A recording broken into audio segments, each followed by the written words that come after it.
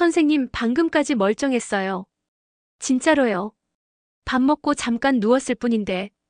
응급실 안에서 떨리는 목소리로 설명하는 가족. 그 옆엔 산소 마스크를 쓰고 의식을 잃은 할아버지가 누워 있습니다. 심장이 갑자기 멈췄습니다. 밥을 먹은 지 20분밖에 지나지 않은 시점이었습니다. 이유는 단순했습니다. 식사 후 바로 누운 것. 그 작은 행동 하나가 위에서 위산을 역류시키고 기도로 넘어간 내용물이 급성 흡인성 폐렴으로 이어진 겁니다. 응급의학과 전문의들은 말합니다. 노인 환자의 응급 상황 중 상당수가 식사 직후 발생합니다. 사소해 보이지만 절대 사소하지 않은 행동들이 치명적인 결과로 이어질 수 있습니다. 우리는 하루에 3번 식사를 합니다. 1년에 약 1000번, 60세 이후라면 인생의 식사는 10,000번을 훌쩍 넘기게 되죠. 그중 단 한 번만 잘못해도 생명을 위협받을 수 있다는 걸 아는 사람은 생각보다 많지 않습니다.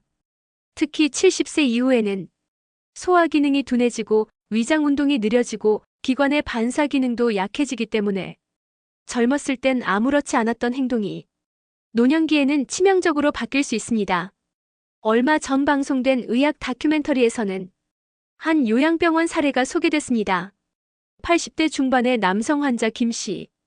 식사 후 15분 만에 호흡곤란으로 쓰러졌고 CT 촬영 결과 폐에 음식물이 흡입되어 급성 폐렴이 진행 중이었습니다. 담당 간호사의 말이 인상 깊었습니다. 그 어르신은 평소에도 식사 후 바로 침대에 누우셨어요. 본인이 편하다고 하시면서 그게 그렇게 무서운 일인지 저희도 몰랐죠. 이 사건 이후 그 병원은 식사 후 최소 30분은 절대 눕지 않는다는 수칙을 전 직원에게 교육했다고 합니다. 우리가 식사 후라고 하면 보통은 배부르다, 좀 쉬어야겠다는 생각만 합니다. 하지만 70세 이후에는 이 식사 후 30분이 혈압 변화, 위장 상태, 뇌혈류 흐름, 폐 기능에 큰 영향을 주는 위험 구간이라는 사실 꼭 기억하셔야 합니다. 또 한 가지 사례가 있습니다. 경기도의 한 76세 여성분, 아침밥을 드신 직후 화장실에서 쓰러지셨습니다. 가족은 뇌졸중인 줄 알고 119를 불렀지만 병원 진단은 뜻밖에도 기립성 저혈압에 의한 실신이었습니다. 식후 위장으로 혈류가 몰리면서 전신 혈압이 순간적으로 떨어졌고 급하게 일어난 탓에 뇌로 가는 혈류가 부족했던 거죠. 의사 선생님은 이렇게 말했습니다. 식후엔 갑작스럽게 움직이지 말고 적어도 20에서 30분은 안정적으로 앉아 계셔야 합니다. 그녀는 깜짝 놀랐습니다. 예전엔 밥 먹고 바로 부엌 일하고 시장도 가고 했는데 지금 생각하면 그때도 몇 번 어지러웠던 적이 있었어요. 그게 그거였을까요? 그렇습니다. 우리가 놓치는 신호는 사실 이미 몸에서 수없이 보내고 있었습니다. 식사 후 잠깐의 안일함이 심장과 뇌, 폐에 치명적인 부하를 줄 수 있습니다. 심지어 한국소비자원 통계에 따르면 고령자의 응급 이송 사유 중 식후 급성 증상으로 인한 119 출동 사례가 최근 3년간 27% 증가했다고 합니다. 식사를 마치면 우리의 몸은 소화에 에너지를 집중합니다. 혈류는 위장 쪽으로 몰리고 심장은 더 빠르게 뛰며 소화기관에 산소를 공급하느라 바빠집니다. 이때 급하게 움직이거나 눕거나 뜨거운 물에 들어가거나 하면 이 균형이 깨져버리는 거죠. 특히 혈압약, 당뇨약 등을 복용하는 분들은 이 시간대에 더 민감하게 반응할 수밖에 없습니다. 왜 이리 갑자기 어지럽지? 숨이 차네. 눈앞이 번쩍하네. 이런 증상이 있다면 단순히 피곤한 게 아니라 식후 혈류 변화에 따른 이상 신호일 수 있습니다. 하지만 많은 분들이 이를 대수롭지 않게 넘깁니다. 그리고 그 결과는 응급실, 중환자실 혹은 돌아올 수 없는 시간으로 이어질 수도 있습니다. 식사 후 30분. 짧은 시간이지만 그 안에 생명과 직결되는 변수들이 숨어 있다는 것. 이제는 기억하셔야 합니다. 지금 이 영상을 보고 계신 분들 중 나는 괜찮겠지라고 생각하셨다면 그 생각이 당신의 가장 큰 위험일 수 있습니다. 우리는 대부분 사고가 난 다음에야 그 행동이 위험했다는 걸 깨닫습니다. 하지만 지금 이걸 알고 계신다면 사고가 나기 전에 막을 수 있습니다. 식후 30분, 이 시간은 단순한 휴식 시간이 아닙니다. 당신의 몸이 싸우고 있는 시간입니다. 그리고 그 싸움을 이기기 위해 절대 해서는 안 되는 행동들이 분명히 존재합니다. 이제 다음 이야기에서는 그 세 가지를 조목조목 짚어보겠습니다. 식사 후 30분, 이 시간이 얼마나 중요한지 이제 느끼셨을 겁니다. 그럼 구체적으로 이 시간에 절대로 해서는 안 되는 행동은 무엇일까요? 첫 번째, 식사 후 바로 눕는 행동입니다. 생각해보세요. 배가 부르면 몸이 무거워지고 소파나 침대가 유독 더 포근하게 느껴지지 않으시나요? 특히 나이 들수록 소화력이 떨어지다 보니 조금만 누워 있어야겠다는 생각이 더 자주 들게 됩니다. 하지만 식사 후 바로 누우면 음식물과 위산이 식도를 따라 역류할 수 있습니다. 그 결과 역류성 식도염은 물론 심한 경우 음식물이 기도로 넘어가 흡인성 폐렴이나 질식까지 발생할 수 있습니다. 우리 이웃인 김할아버지도 점심 드신 후 거실에서 베개 하나 깔고 누우셨다가 숨이 차고 가슴이 답답해져서 응급실에 실려가셨습니다. 그분은 평소에도 소화가 잘 안 된다고 하셨는데 병원에서는 식도염 초기 증상에 폐렴 초기 진단까지 받으셨습니다. 밥 먹고 누우니까 그렇게 편하던데 그게 이렇게 위험한 줄은 몰랐어요.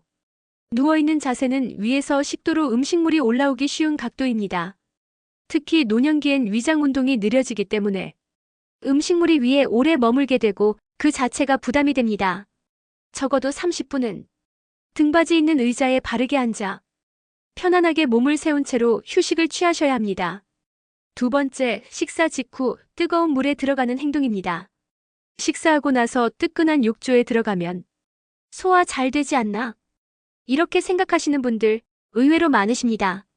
하지만 식사 직후의 목욕, 특히 뜨거운 물 목욕은 심장과 혈관에 큰 부담을 줍니다.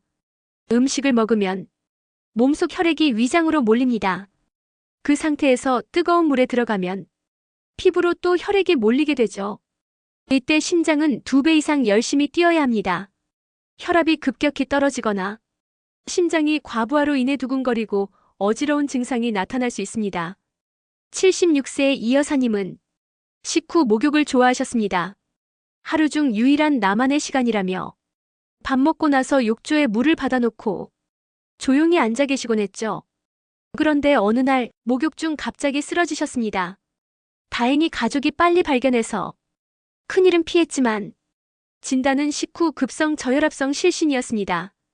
그 이후로는 식사 후 1시간은 꼭 쉬고 나서 미지근한 물로 샤워만 하신다고 하더라고요. 세 번째, 격한 운동이나 무리한 움직임입니다. 밥 먹고 산책은 좋지만 무거운 짐을 들거나 갑자기 뛰거나 몸을 굽혔다 일어나는 등의 행동은 위험할 수 있습니다. 식사 후에는 우리 몸이 소화에 집중하느라 운동 능력이 일시적으로 떨어집니다. 균형 감각도 둔해지고 혈압이 흔들리기 쉬운 상태가 되죠. 이 때문에 무리하게 움직이면 기립성 저혈압, 심장 두근거림, 현기증 등이 올 수 있습니다. 경북의 한 마을회관에서 어르신들이 점심 식사를 마치고 행사 준비로 탁자와 의자를 옮기시던 중 78세의 박 어르신이 갑자기 주저앉으셨습니다. 손에 들고 있던 의자가 툭 떨어졌고 어지럽다는 말을 마지막으로 바닥에 쓰러지셨다고 합니다. 119가 도착했을 때는 맥박이 불규칙했고 당시 혈압은 85, 50으로 심각하게 낮은 상태였습니다. 병원에서는 식후 저혈압과 갑작스런 근육 사용이 겹쳐 실신으로 이어진 사례라고 설명했습니다.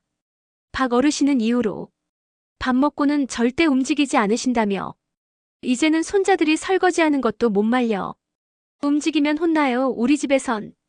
이렇게 웃으시며 말씀하셨습니다. 사소해 보이는 행동 하나가 이렇게 심각한 결과로 이어질 수 있다는 것. 몸이 건강한 사람도 위험할 수 있는데 혈압약, 당뇨약을 복용하거나 심장 질환 이력이 있는 분들에겐 치명적일 수 있다는 점을 꼭 기억하셔야 합니다. 식사 후 30분은 몸이 쉬는 시간이 아니라 내부 기관이 바쁘게 일하는 시간입니다. 그럴 땐 가만히 의자에 바르게 앉아 천천히 숨 쉬고 가벼운 대화나 조용한 음악을 들으며 몸이 소화에 집중할 수 있도록 도와줘야 합니다. 지금까지 무심코 하던 식후 행동, 이제 바꿔야 할 때입니다. 바로 눕기, 뜨거운 물 목욕, 무리한 움직임. 이 세 가지만 조심하셔도 당신의 하루 아니 당신의 생명은 훨씬 더 안전해질 수 있습니다. 다음 이야기에서는 이 식사 후 시간에 어떤 행동이 당신의 건강을 지켜주는지 하면 좋은 습관들을 하나씩 알려드리겠습니다. 방금 말씀드린 것처럼 식사 후 30분은 절대로 가볍게 넘겨선 안 되는 시간입니다. 하지만 그렇다고 아무것도 하지 않고 무조건 가만히 있는 게 좋은 건 아닙니다. 잘못된 행동은 피하고 바른 습관을 실천하면 이 30분은 오히려 당신의 건강을 되살리는 골든타임이 됩니다. 그럼 지금부터 노후 건강을 지켜주는 식사 후 좋은 습관들을 하나씩 알려드릴게요.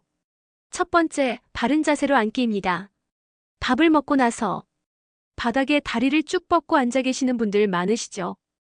혹은 소파에 푹 꺼져서 기대거나 몸을 삐딱하게 세워 앉으시는 경우도 많습니다. 그런데 이런 자세는 위에서 식도로 음식물이 올라오기 쉬운 각도입니다.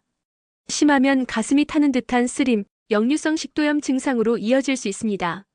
제 어머니도 예전에 식사 후 식탁 옆 작은 의자에 턱을 괴고 비스듬히 앉아 TV 보시다가 속이 갑자기 확 올라오는 느낌이 든다며 불편함을 자주 호소하셨습니다. 그때 의사 선생님이 앉더라도 등을 세우고 무릎은 엉덩이보다 약간 낮게 두세요. 가능하면 등받이 있는 의자에 앉으세요. 이렇게 알려주셨어요. 그 후 어머니는 식사 후 의자에 바르게 앉아 TV 보거나 책을 읽는 시간을 가지시는데 그 이후론 속쓰림이 거의 사라지셨답니다. 바른 자세 하나만으로도 위와 식도의 부담이 줄어들고 소화 기능이 훨씬 좋아집니다. 두 번째, 미지근한 물 한 잔 마시기입니다. 식사 직후 너무 찬 물이나 뜨거운 물을 마시는 건 위장에 자극을 줄 수 있습니다. 특히 찬물은 위벽의 혈관을 수축시켜 소화 효소 분비를 줄이고 소화불량을 일으킬 수 있죠. 반대로 미지근한 물은 위장에 부담을 주지 않으면서도 소화 과정에 필요한 수분을 보충해 줍니다. 저희 삼촌은 식사 후 항상 작은 보온병에 담아둔 따뜻한 보리차를 한 모금씩 드세요. 한 잔 마시고 나면 속이 편안해지고 왠지 기분도 따뜻해져. 이렇게 말씀하시죠. 물의 온도는 36에서 40도 정도가 가장 좋습니다. 너무 뜨겁지도 차갑지도 않게. 가능하면 한꺼번에 벌컥 마시기보다는 천천히 조금씩 나눠 마시는 게 좋습니다. 세 번째, 가벼운 대화 나누기입니다. 식사 후에는 혈당이 올라가고 소화기관이 활발히 작동하면서 뇌 활동이 잠시 느려지는 시기입니다. 이럴 때 가볍게 대화를 나누는 것은 두뇌를 깨우고 기분을 안정시키는 데 큰 도움이 됩니다. 단지 이야기 몇 마디가 스트레스를 줄이고 위장 활동에도 긍정적인 영향을 미친다는 연구 결과도 있어요. 저희 할머니는 식사 후 딸, 며느리, 손주들과 그날 있었던 이야기, TV 드라마 얘기, 가끔은 옛날 이야기까지 풀어놓으십니다. 식탁에 앉아 대화를 이어가다 보면 어느새 30분은 훌쩍 지나가고 웃음과 함께 소화도 훨씬 잘 되신다고 해요. 말을 한다는 건 숨을 내쉬고 들이마시는 과정, 즉 자연스러운 심호흡이 되기 때문에 호흡 안정에도 큰 역할을 합니다. 그리고 그건 노년기 불안감 해소에도 큰 도움이 되죠. 네 번째, 걷기입니다. 단 여기서 말씀드리는 걷기는 무조건 움직여라가 아닙니다. 밥 먹고 30분 이상 앉아 있다가 그 다음 가볍게 걷는 것, 이게 가장 이상적인 루틴입니다. 예를 들어 점심 드신 뒤 창문 열고 신선한 공기 좀 들이쉬고 소화되길 기다리며 앉아 있다가 30분쯤 지나 아파트 복도 한 바퀴 혹은 동네 골목길 10분 정도 걸으시면 딱 좋습니다. 저희 동네 김 여사님은 식사 후 35분쯤 되면 항상 모자를 쓰고 마당으로 나오세요. 정원 한 바퀴를 돌며 꽃을 살펴보고 강아지랑 장난도 치시고 잠깐 이웃과 인사도 나누시죠. 이런 활동이 소화에 도움이 되는 건 물론이고 전신 혈액순환을 도와 당뇨와 고혈압에도 긍정적인 영향을 줍니다. 또한 걷기 자체가 노인의 인지 기능 유지에도 굉장히 효과적인 것으로 알려져 있습니다. 혹시 무릎이 안 좋거나 밖에 나가기 힘든 날엔 집안에서라도 발끝 들기, 팔 흔들기, 제자리 걷기처럼 아주 간단한 움직임만으로도 충분합니다. 마지막으로 감사 노트나 마음 정리 시간 갖기. 조금 생소하게 들리실 수 있지만 식사 후 이 시간을 잠깐의 명상이나 마음 정리 시간으로 활용하면 하루 전체 기분이 달라집니다. 오늘 아침 반찬 맛있었다. 따뜻한 햇살이 고맙다. 밥을 잘 먹을 수 있어 다행이다. 이런 소박한 감사 한 줄이 정신 건강에도 큰 영향을 줍니다. 하루 3번의 식사가 단순한 끼니가 아니라 마음을 돌보는 시간이 되는 거죠. 이처럼 식사 후 30분은 잘만 활용하면 약보다 나은 습관을 만들 수 있는 시간입니다. 무엇을 하지 않는지도 중요하지만 무엇을 하느냐는 더 중요합니다. 앉는 자세, 마시는 물, 말 한마디, 걸음 몇 발자국, 감사 한 줄. 이 작은 습관들이 하루를 바꾸고 그 하루가 건강한 노년을 만들어줍니다. 식사 후에 무엇을 하느냐도 중요하지만 그보다 더 앞서 중요한 건 식사 자체입니다. 무엇을 먹고 얼마나 먹고 어떻게 먹느냐에 따라 우리 몸은 완전히 달라질 수 있습니다. 식사는 단순히 배를 채우는 행위가 아닙니다. 우리 몸에 에너지를 주고 마음을 다독이고 면역력을 키우는 가장 기본이자 핵심입니다. 그런데요, 많은 분들이 이런 말씀을 하세요. 나는 아무거나 잘 먹어. 그냥 배부르면 됐지, 뭘 따져. 예전엔 더 먹었는데 요즘은 입맛이 없어서 조금만 먹어. 하지만 바로 이 그냥이라는 생각이 당신의 건강을 조금씩 무너뜨릴 수 있습니다. 먼저 무엇을 먹느냐입니다. 노년기의 식단은 이전과는 달라야 합니다. 소화력은 떨어지고 신체 기능은 느려지고 비타민과 단백질 흡수율도 낮아지기 때문에 양보다는 질에 집중해야 합니다. 예를 들어 하루 3끼를 모두 흰쌀밥에 김치찌개, 소세지 반찬으로 때우신다면 탄수화물은 넘치고 단백질과 식이섬유, 비타민은 턱없이 부족합니다. 반대로 현미밥에 두부조림, 나물, 생선구이를 곁들이면 칼로리는 줄이고 영양소는 훨씬 풍부해지죠. 특히 단백질은 꼭 챙기셔야 합니다. 닭가슴살, 계란, 두부, 콩, 생선. 하루에 손바닥만큼씩 3번, 이 정도만 섭취해도 근육 손실을 막을 수 있습니다. 또한 채소와 해조류는 노화 방지, 혈관 건강, 장 운동에 좋고 칼슘이 풍부한 멸치, 유제품도 골다공증 예방에 필수입니다. 정 선생님은 79세인데요. 하루에 딱 한 끼만 고기를 드십니다. 나머지 2끼는 죽나물, 된장국 같은 가벼운 메뉴로 구성하세요. 하루에 한 끼만 잘 먹어도 기운이 훨씬 달라. 대신 다른 끼니는 쉬어가듯 먹지. 이 말이 인상 깊었습니다. 이제 얼마나 먹느냐로 넘어가 볼게요. 젊었을 땐 든든하게 먹는 게 미덕이었죠. 많이 먹고 힘내라는 말도 자주 들었고요. 하지만 70대 이후에는 과식이 독이 됩니다. 과식은 소화를 방해하고 위장에 부담을 주며 지속적인 혈당 스파이크로 당뇨 위험도 높아집니다. 실제로 75세 이상 노인에서 가장 흔한 소화기 내원 이유 중 하나가 속이 더부룩하고 체한 느낌이라고 해요. 그 원인을 찾아보면 대부분 한 끼에 너무 많이 먹은 것이었습니다. 이제는 한 끼를 가볍게, 천천히, 제대로 먹는 법을 익히셔야 할 때입니다. 저희 동네 이 여사님은 그릇 크기를 아예 바꾸셨어요. 예전엔 밥 공기를 꽉 채우셨는데 지금은 손바닥보다 작은 사기 그릇에 소복하게 덜어 드세요. 한 그릇 다 먹으면 딱 좋아. 과식도 안 되고 빼도 든든하고. 그렇게 식사량을 줄이고 나니 속도 편하고 밤에 더 깊게 잠든다고 하셨어요. 그리고 3번째, 어떻게 먹느냐, 즉 먹는 태도가 중요합니다. 식사를 빠르게 하거나 씹지 않고 삼키는 습관은 위장 질환과 영양 흡수 저하의 원인이 됩니다. 반대로 30번 이상 꼭꼭 씹어 먹는 습관은 포만감을 높이고 치매 소화 효소로 음식이 더 잘 분해되어 속이 편안해집니다. 식사 중 TV를 보거나 휴대폰을 보면서 먹는 습관도 주의하셔야 합니다. 음식의 맛을 느끼지 못하고 음식물의 크기나 온도에 둔감해져 체하거나 목에 걸릴 위험도 높아지기 때문입니다. 혼자 식사하는 혼밥의 경우엔 더 조심해야 합니다. 말없이 식사를 하다 보면 무의식적으로 빨리 먹게 되고 음식의 양 조절도 어려워지며 식사의 즐거움 자체가 사라지게 되죠. 이럴 땐 좋아하는 음악을 틀어놓고 먹거나 식탁 위에 꽃 한 송이를 놓거나 심지어 거울을 보며 미소 지으며 먹는 것도 기분과 식욕을 높이는 데 도움이 됩니다. 식사는 몸만이 아니라 마음을 위한 시간이기도 합니다. 정 선생님은 매 끼니 기도처럼 말씀하세요. 이 밥이 내 오늘 하루를 만든다. 잘 먹고 잘 소화하고 잘 살아야지.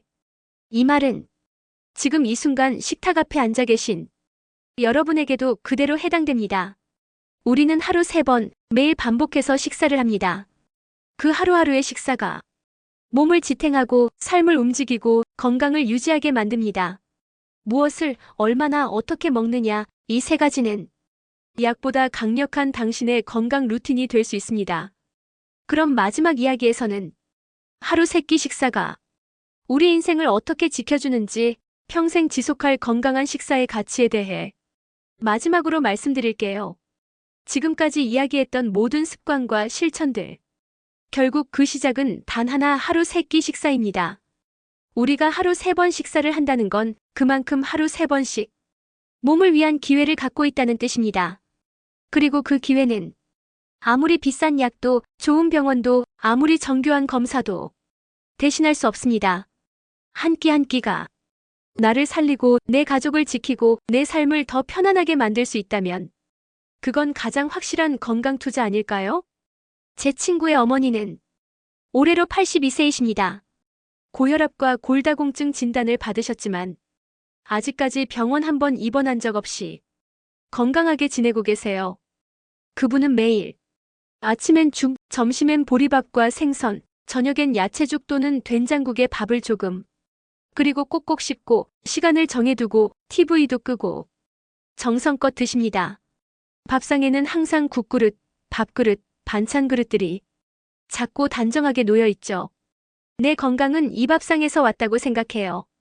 병원보다 약보다 이게 낫지. 그분의 그 말씀이 마치 오래된 교훈처럼 제 귀에 남아 있었습니다. 사람들은 흔히 건강을 지키기 위해선 무언가 특별한 걸 해야 한다고 생각합니다. 보약을 먹고 운동을 열심히 하고 검진도 자주 받고 물론 중요합니다. 하지만 가장 기본적이고도 가장 지속 가능한 방법은 매일의 식사입니다. 하루 3번, 약 30분씩. 그 시간이 쌓이면 하루 1시간 30분, 일주일이면 10시간, 한 달이면 40시간이 넘죠. 그 시간 동안 우리가 몸을 망칠 수도 건강을 지킬 수도 있습니다. 문제는 그 시간의 질입니다.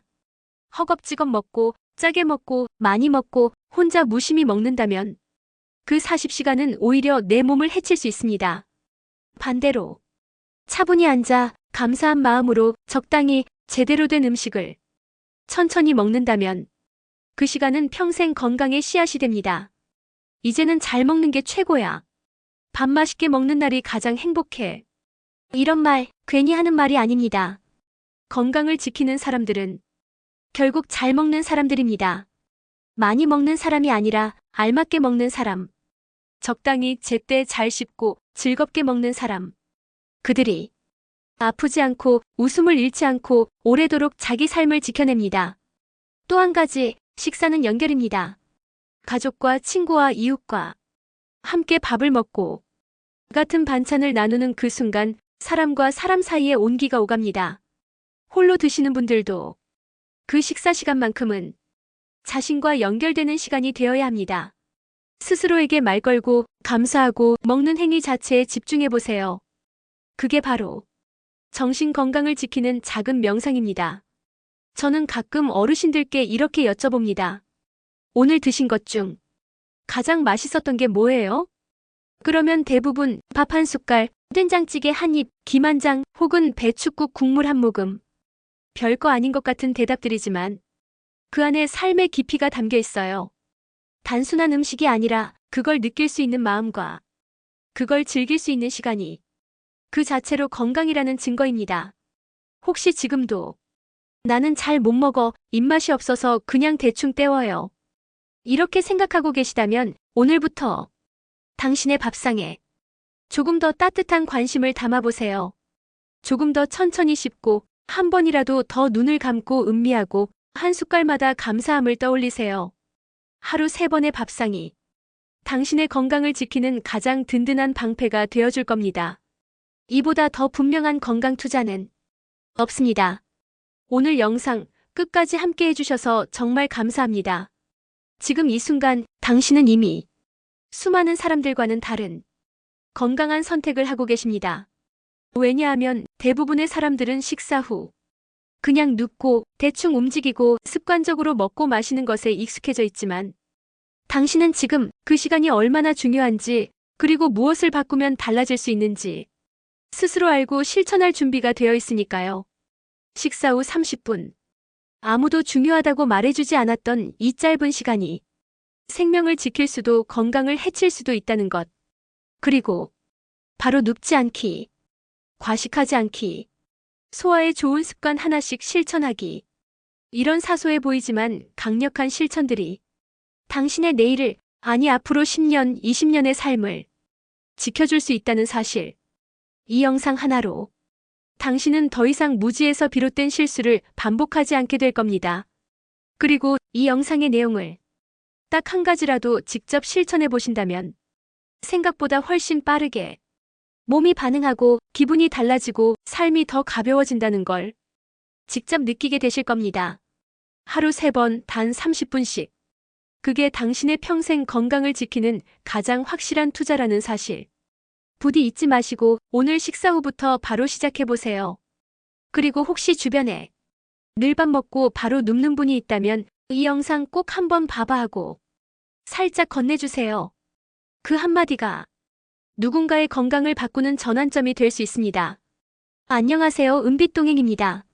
오늘도 함께 해주신 모든 분들께 진심으로 감사드리고요. 이 영상을 끝까지 보신 분들은 앞으로 절대 큰 병에 휘말리지 않고 더 건강한 노후를 살아가실 확률이 훨씬 높아지셨습니다. 구독과 좋아요를 눌러주시는 분들은 로또 당첨되실 거예요. 그리고 여러분의 소중한 의견도 댓글로 꼭 남겨주세요. 혹시 식사 후 했던 실수, 지금부터 실천해보고 싶은 습관, 당신만의 노하우가 있다면 짧게라도 댓글 남겨주세요. 그 한 줄이 다른 분들에게는 새로운 배움이 되고 삶의 변화가 될 수 있습니다. 노후는 누구에게나 처음입니다. 혼자서 고민하지 마시고 우리 채널과 함께 더 똑똑하게, 더 편안하게, 건강한 삶을 만들어가 보세요. 다음 영상에서도 더 실용적이고 깊이 있는 정보로 찾아뵙겠습니다. 당신의 식탁이 늘 따뜻하길 바랍니다. 건강하시고 또 만나요.